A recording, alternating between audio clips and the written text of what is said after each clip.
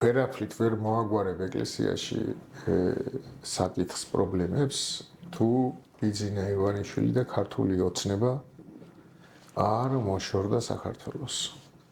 თუ ხელისუფლება არ შეიცვალა, თუ არ მოვიდა ნორმალური ხელისუფლება, არ ვიცი ეს ვინ იქნება, მაგრამ ვიღაცები, ვინც იქ ქუჩაში დგანან, ესენი ძალიან კარგი ხალხია და ესენი თუ მოვიდნენ, მაშინ ყველაფერი დალაგდება ეკლესიაშიც.